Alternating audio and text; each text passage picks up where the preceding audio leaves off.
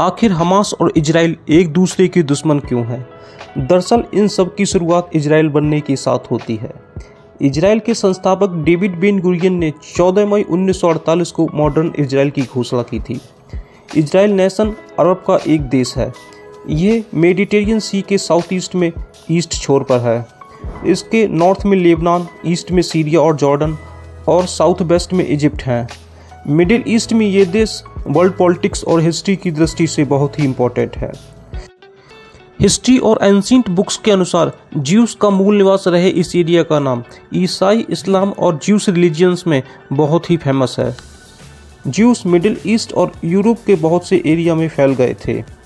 19वीं सदी के अंत में और फिर 20वीं सदी के स्टार्टिंग से मिडिल तक यूरोप में ज्यूस के ऊपर किए गए अत्याचार के कारण यूरोपियन ज्यूस अपने एरिया से भागकर जेरूसलम और इसके आसपास के एरिया में रहने लगे।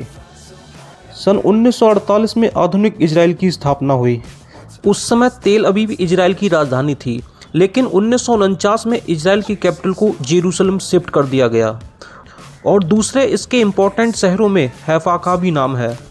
यहाँ की लैंग्वेज हिब्रू और अरबिक है, जो राइट से लेफ्ट की ओर लिखी जाती है और यहाँ के निवासियों को इजरायली कहा जाता है।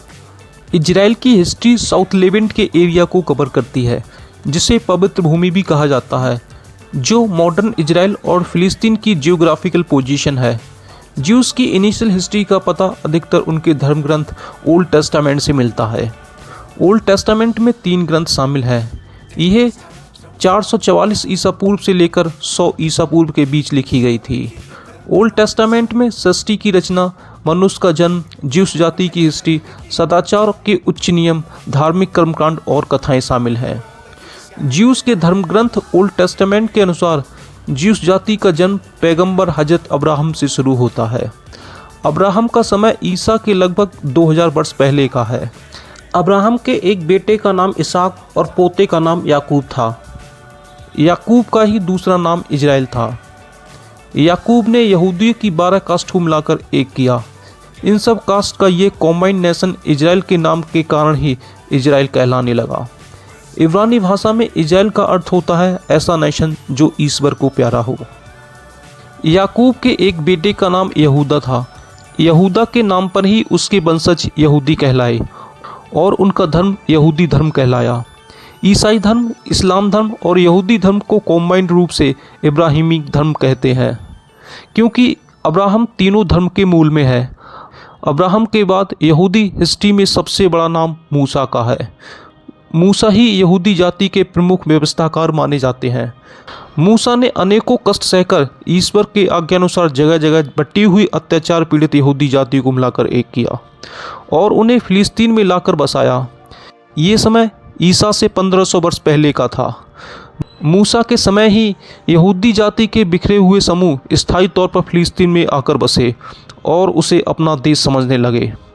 बाद में अपने इस नए देश को इजराइल की संज्ञा दी। अब्राहम और मूसा के बाद इजराइल में जिन 2 नामों को सबसे अधिक रेस्पेक्ट दिया जाता है, वे हैं डेविड और उसके बेटे का नाम सोलोमोन।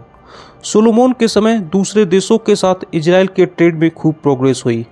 सोलोमोन ने समुद्री शिप का एक बहुत बड़ा बेड़ा तैयार कराया और दूर दूर के देशों के साथ ट्रेड शुरू की। अरब, एशिया, अफ्रीका, यूरोप के कुछ देशों और भारत के साथ इजराइल की ट्रेड होती थी। सोना, चांदी, हाथी दांत और मोर भारत से ही इजराइल आते थे। सोलोमोन उदार विचारों का था। सोलोमोन के समय इब्रानी यहूदियों की नेशनल लैंग्वेज बनी। 37 वर्षों के योग शासन के बाद 937 ईसा पूर्व में सोलोमोन की डेथ हो जाती है। सोलोमोन की डेथ से यहूदी एकता को एक बहुत बड़ा धक्का लगा। सोलोमोन के मरते ही इजरायली और यहूदा फिर अलग अलग रियासतें बन गईं। सोलोमोन की डेथ के बाद 50 वर्ष तक इजराइल और यहूदा आपस में लड़ते रहे। इसके बाद लगभग 884 ईसा पूर्व में उमरी नामक एक राजा इजराइल की गद्दी पर बैठा। उसने फिर दोनों ब्रांच में प्रेम संबंध स्थापित किए, लेकिन उमरी की मृत्यु के बाद यहूदियों की ये दोनों ब्रांच सर्वनाशी विनाश के लिए उलझ गईं। यहूदियों की इस सिचुएशन को देखकर असूरिया के राजा सुलमानु असरत पंचम ने सन 722 ईसा पूर्व में इजराइल की राजधानी समरिया पर चढ़ाई की और उस पर अपना अधिकार कर लिया। असद ने 27,290 प्रमुख इजरायली सरदारों को कैद करके और उन्हें गुलाम बनाकर असूरिया भेज दिया और इजराइल का मैनेजमेंट असूरी ऑफिसर को सौंप दिया। सन 610 ईसा पूर्व में असूरिया पर जब खल्दियों ने कंट्रोल कर लिया, तब इजराइल भी खल्दी सत्ता के अधीन हो गया। सन 330 ईसा पूर्व में सिकंदर ने ईरान को जीतकर वहाँ के हकामनी एम्पायर का अंत कर दिया। सन 320 ईसा पूर्व में सिकंदर की सेनापति टोलमी फर्स्ट ने इजराइल और यहूदा पर आक्रमण कर उस पर अपना अधिकार कर लिया।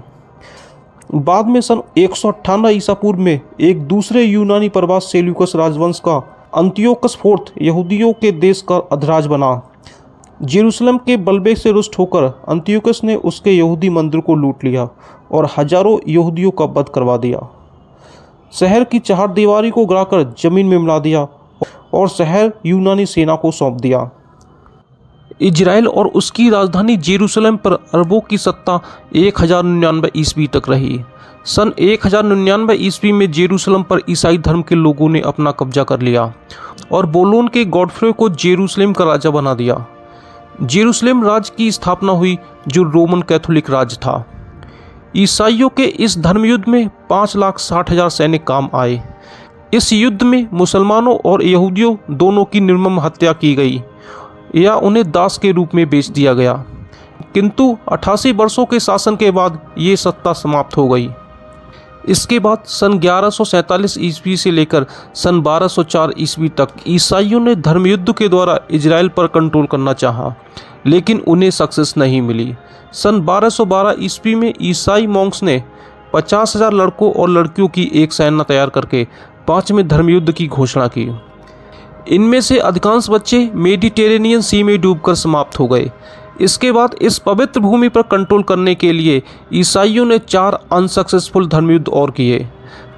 13वीं और 14वीं शताब्दी में हुलाकू और उसके बाद तैमूर लंग ने जेरूसलम पर आक्रमण कर उसे नेस्तनाबूद कर दिया। इसके पश्चात 19वीं शताब्दी तक इजराइल पर कभी मिस्र का कंट्रोल रहा तो कभी तुर्की का। सन 1914 में जिस समय पहला विश्व युद्ध हुआ, उस समय इजराइल तुर्की के कब्जे में था। सन 1917 में ब्रिटिश आर्मी ने इजराइल पर अधिकार कर लिया और 2 नवंबर 1917 को ब्रिटिश फॉरेन मिनिस्टर बाल्फोर ने ये डिक्लेरेशन की कि इजराइल को British government Jews religion country बनाना चाहती है, जिससे सारे संसार के ज्यूस लोग यहाँ आकर बस सकें। और एलाइड पावर ने भी इस डिक्लेरेशन की पुष्टि की। इस डिक्लेरेशन के बाद से इजराइल में ज्यूस की पॉपुलेशन निरंतर बढ़ती चली गई। लगभग 21 वर्षों के बाद एलाइड पावर ने सन 1948 में एक इजराइल नामक यहूदी नेशन की स्थापना की और 5 जुलाई 1950 को इजराइल की पार्लियामेंट में एक कानून बनाया, जिसके अनुसार संसार के किसी भी कोने से यहूदियों को इजराइल में आकर बसने की फ्रीडम मिली। ये कानून बन जाने से 7 वर्षों के अंदर इजराइल में 7 लाख यहूदी बाहर के देशों से आकर बसे। इजराइल एक संसदीय पार्लियामेंट है जिसे सीनेट कहते हैं। इसमें 120 मेंबर्स इलेक्शन सिस्टम के द्वारा प्रति 4 वर्षों के लिए इलेक्ट किए जाते हैं। इजराइल का नया जनतंत्र एक और मॉडर्न साइंटिफिक सोर्सेस के द्वारा देश को उन्नत बनाने में लगा हुआ है, तो वहीं दूसरी ओर पुरानी परंपराओं को भी उसने पुनर्जीवन दिया है, जिनमें से एक है शनिवार को सारे कामकाज बंद कर देना। इस प्राचीन नियम के अनुसार मॉडर्न इजराइल में शनिवार के पवित्र सैबत के दिन ट्रेन्स बंद रहती हैं।